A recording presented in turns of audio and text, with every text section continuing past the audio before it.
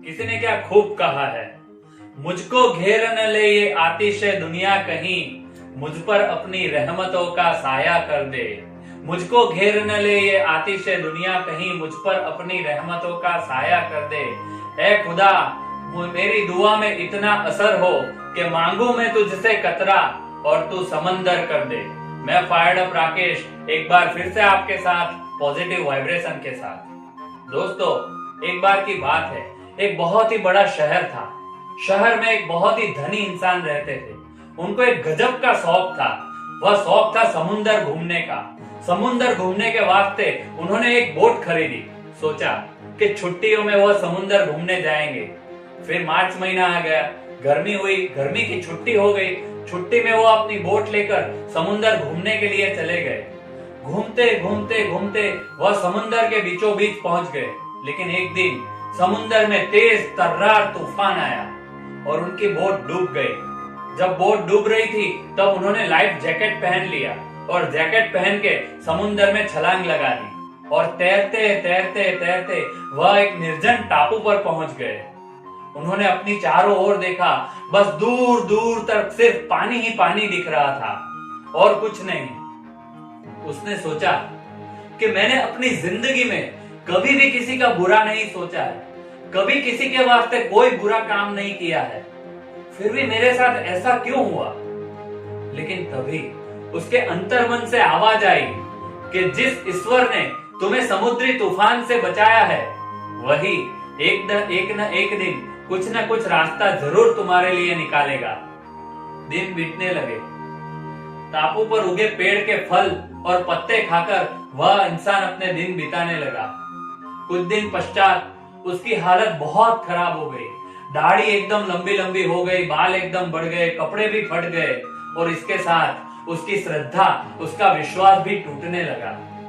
ईश्वर के अस्तित्व पर भी उसे प्रश्न होने लगा। वह सोचने लगा कि ईश्वर जैसा कुछ है या नहीं, अगर है तो मेरी यह हालत ना होती। वह सोचते सोचते बहुत ही निराश हो गया। उसने सोचा कि ऐसा कितने दिन चलेगा और कितने दिन मैं टापू पर रह पाऊंगा, मैं जी पाऊंगा या मर जाऊंगा। वह सोचकर वह निराश हो गया।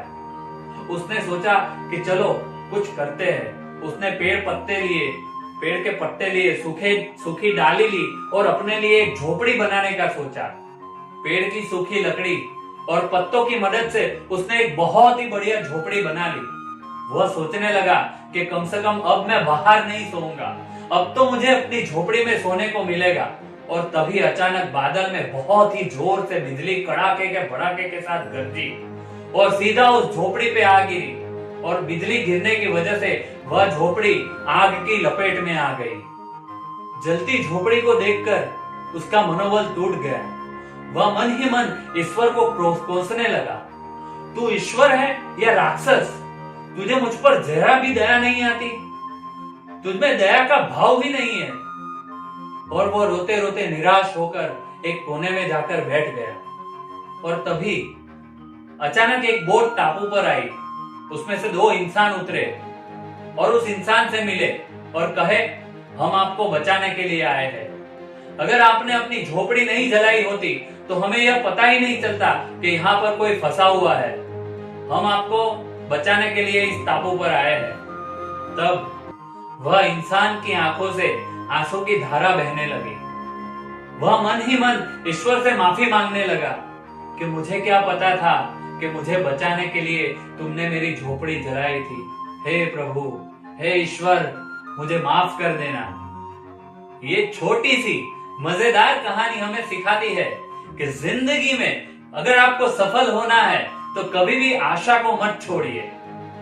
हेलन केलर ने बहुत ही बढ़िया बात कही है कि ईश्वर अगर एक द्वार बंद कर देता है तो सफलता के अनेक द्वार खोल देता है, लेकिन हम उस बंद द्वार की तरफ ही कंसंट्रेट करते हैं। मैं आपसे कहता हूं कि आप सफलता के द्वार की ओर कंसंट्रेट कीजिए, एक दिन आप जरूर सफल होंगे।